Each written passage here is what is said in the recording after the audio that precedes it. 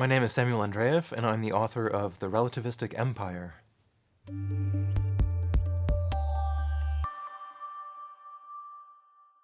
The Relativistic Empire is kind of a strange book in the sense that it's written in a very conversational, casual tone, using absolutely everyday, ordinary English for the most part. So I wasn't seeking to have sort of any kind of exotic or highly refined language necessarily in the book. At the same time, the book constantly thwarts the apparent surface intelligibility and sort of communicative quality of the actual language that I'm using, and the poems are actually completely open-ended and very slippery in a way. It's very hard to put your finger on exactly what they're getting at. So I'm fascinated by this, having this sort of discrepancy between a very casual, approachable, absolutely familiar surface level, and then something beneath that which is absolutely exotic and foreign and completely divorced from the surface in that sense.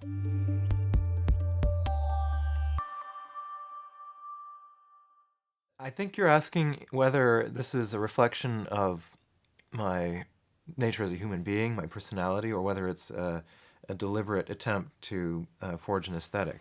And I would say that it's a mixture of both, in the sense that by nature I am someone who needs to have a very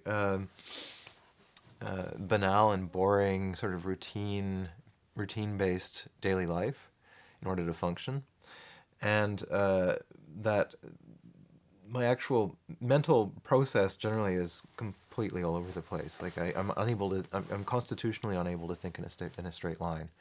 So one of the things that I've learned over time, and it took a while to sort this out, was I function best when I have this absolutely stable kind of external situation to work in. And then I can be completely free and wild in my actual work. And that's something that I've often noticed in French literature as well, where you get this kind of absolute rigor and stability on one level, and then a complete wildness on the other.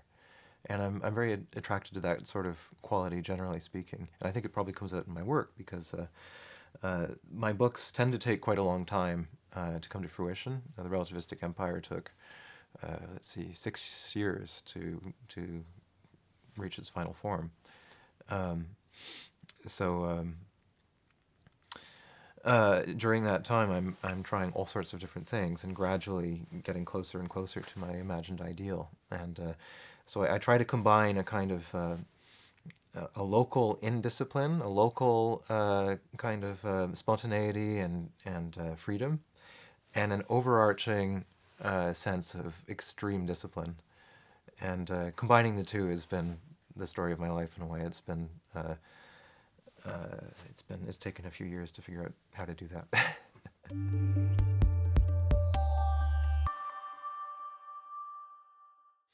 Well, this is a fascinating question for me because music is absolutely useless for communicating a precise message.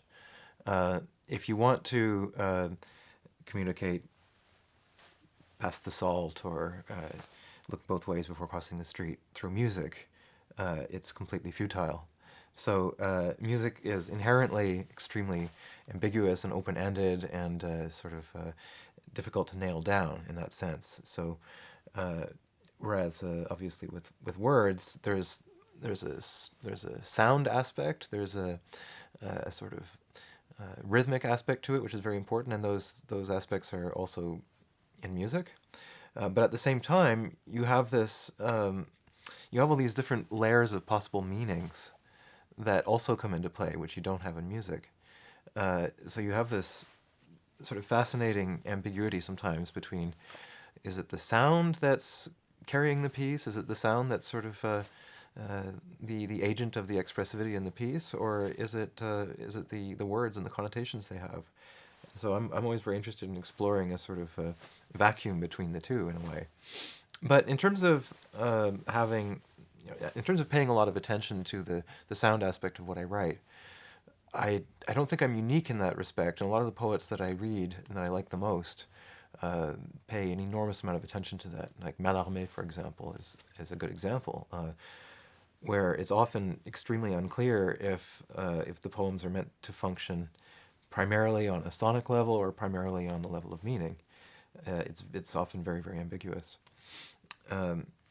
The other thing I would say is that I'm a composer and a poet, and the two activities definitely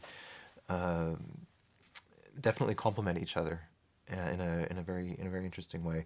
I find that I need to do both in order to function optimally, both as a composer and as a poet. They really respond to each other. So, for example, if I'm stuck with a piece that I'm writing, very often I'll find the solution through writing, and vice versa. And a lot of the sort of formal strategies that I've evolved, both in writing and in music, have come about through this sort of interplay between the two activities.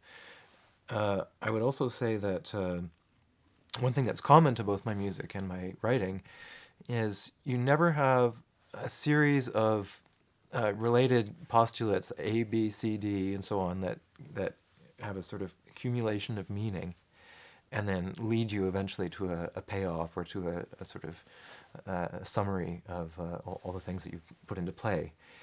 My poems and my music tend not to function that way. They tend to function more as networks, where you have these different lines in the case of poetry, or rhythmic figures in the case of music, which at the outset are kind of independent from each other, and you don't necessarily see the connection.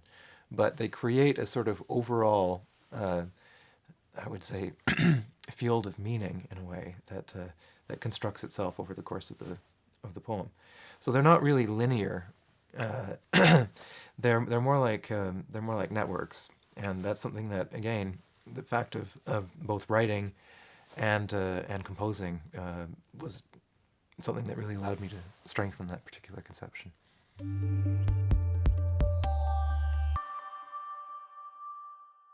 I'm totally passionate about painting, and it's sort of an obsession of mine. I spend a lot of time in galleries and visiting the studios of artist friends. I'm extremely interested in painting for a number of reasons, but one of them is that, along with sculpture, it's the only art form that totally lacks a temporal dimension. And that's something I find totally fascinating. It makes it so that it's very hard to transfer ideas from the visual arts into domains like literature or music. It's extremely hard to do. Nevertheless, there are painters that I'm completely fascinated by, and I've gotten a great deal of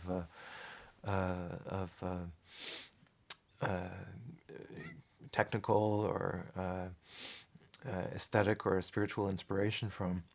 And the challenge is always, how do I integrate something that I find fascinating in painting into a medium that has this temporal dimension? And it's not always clear how to do that. But one thing that that probably links together all the painters that I find fascinating is there's a sort of transcendent dimension to it.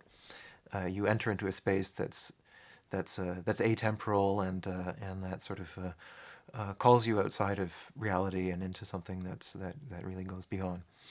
And that's something that you can transfer across all artistic domains. And when I see this sort of intransigence and unwillingness to compromise in a painter, this is something that I respond to immediately. And it's the same actually in all art forms. It's something that I really respond to quite a lot. As opposed to sort of settling for a sort of healthy balance between comprehensibility and immediate accessibility, and I like artists generally who have a very strong vision and are completely doggedly faithful to it.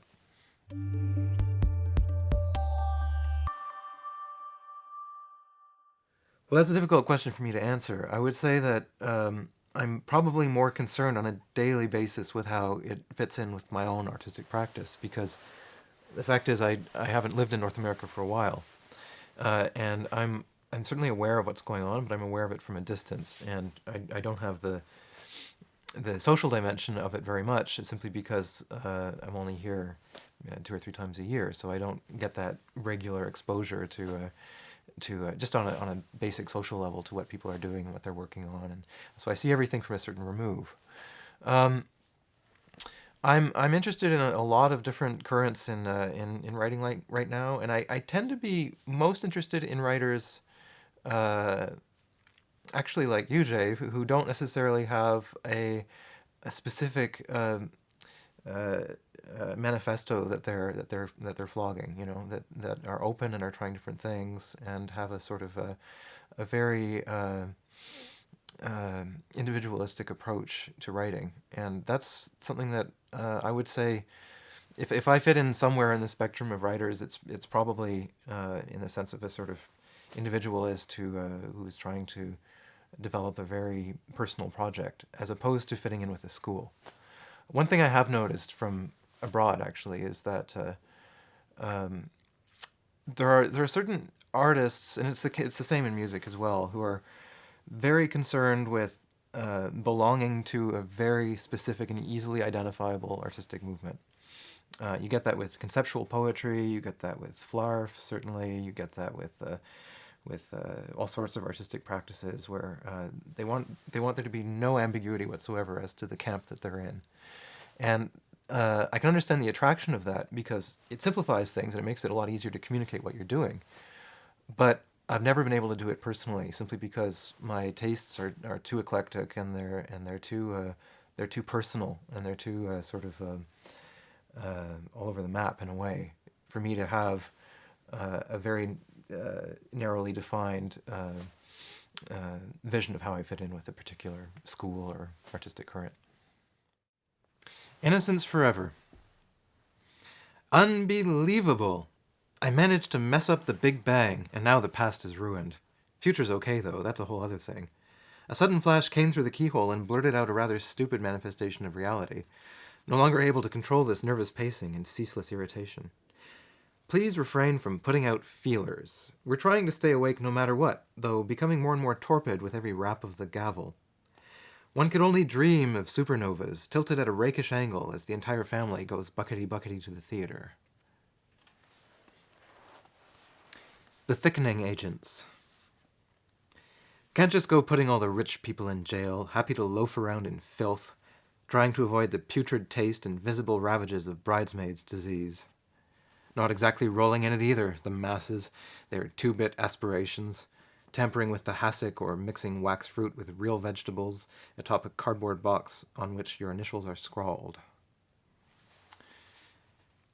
Cahier de Paul Guinard. Le ballon, je m'en sers pour parts of the fishing equipment equals con artist, donc il fallait que je le modifie. Get by until stranded, make something do or happen. It is being quite difficult. Ça veut dire qu'une bourse à un artiste, your own living, keep in touch with people. How useful do you find pendant des années? Merci, merci, non, mais background versus family, elle fait pas que de la photo. Would you say you are an organized person? Ça, c'est des photocopies. Au niveau de la photocopieuse, push aside things that disturb the landscape. Arrive, come back. I always thought Mozart sounded brown. La bibliothèque va être ouverte également. Chacun dans son atelier. Get down on a distraction. Useful example. Something to a goal equals very short. Il a fallu refaire l'invitation. Everything will have to be taken off the walls. Erase assignments. Things as you like. Writer's Glory. The same panorama of bottles lining the windowsill for work generates turnover, but will verticality not steep the tea, plucked apart returns something obscene, lines every shutter, fires paper wrapped around a car, drives music down the stairs, collapse beneath our mural, won't step along with paste in this suture, pouring everything into material gathered and built something tawdry, taupe, or teal, is traction everyone's favorite. Attribute this to an accident of chance malfunctioning into every cup, splashing local stains of sensation or scale. Don't wear yourself out on my account.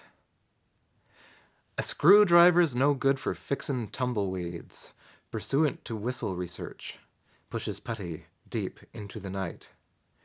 Gloved hands wrestling with the newspaper box. We can't just give it away. Meanwhile, across the neighborhood, lacework encroaches on condos. However, you would need about a jillion combs to untangle this snarl, speaking 3 languages at once, but too sad to give the order. Please dismantle the shed specially built to house my chocolate collection. The Swiss longing is what you would have experienced in perhaps the Northern Hemisphere's finest hovel, were you to have peered through the glimmering tracery etched into electroplated glass rims of petri dishes cannot be ground flat enough, and they don't flip over. This thin business, thinner than the space between the white plastic bag and the wastebin's inner wall. Like the Swiss, we refuse to delude ourselves, since you can't polish meaning into a dish. The Relativistic Empire. Cutting capes down for size counts the chalk cylinders that come before the cliff makes me capable of realizing it if my hotcakes haven't been selling. Dictation hurts with a pad to be thanked. My boss can't type through combs or grease windows being opened. Fighting over men, Miss Hansard, clickety-clack, take a letter. Fixing the length and stopping at it's not power worth strapping on to decorate the fine atop accountant with fine style, ceiling fans, blow away memory, staying put. Toys with edges, kind souls puffing on pipes through window panes, climbing to attend school, smashed up on the rocks, blue with battered wind. Finish slowly, require nothing but shake the newspaper till rubber falls to the pavement since we can't hear you anyway. What's happening outside the frame this development takes several years ago we ate eggs, then started to settle the scum between crenellations, finally waving away the bottom dwellers, fishing for one more drink until balls roll out, forms taller than trees to cut into the night. Some are better than others, finding the plug alone in the general electricity, looking straightest edge in the field, lightning never comes. Heating up baubles appear to seek stitches in stone, to suture this jag, attain the flash of the button up the instant armature of sand, malfunctioning again, until it has to go very fast, lights funny little items without eyes, so that they can see or be viewed with the same word. They close the door to make room for intention to slit the rags together, with news from home coming more often than the clams which slid over them. Obstacles remove the wire, winding from the root, or reroute the emergency elsewhere. Hole in the symphony of truncation remains in the hammer. With all the noise, who knows what you're hearing? Here are the buffalo collecting, then gone to silver the speed and to fast work. Growth was putting nickels in the machine and getting nothing out of silver. We know nothing whatsoever to be done. Fitting sleeves over cardboard cylinders to rotate aspirations, float into view with no editing of striations to tigers trapped in stripes hauled over stupid boulders. A translucid stain on time spreads its bleeding edge to the top of the blanket in the tooth of the vellum, fading this way and that. Snag of focus. Everything you need to retain wax cylinders or pinions to lace up now. Is this a local creak or crack the top of the television set? A limited view this catastrophe could have misspelled. To avoid content, remain on trail. The muck through doors can't open that wide load or discharge every hair on the nation's head. Shoving those little cats through the mail slot, or a token strikes the latch and pin this recollection to the cone of red light up. The best thingies in life are free to clang the wire hangers. Bowling forever attracts its own licenses devoid of casket material, or as fat distribution, the right career for you, to go farther from the ordinary into the blackening backs of clocks.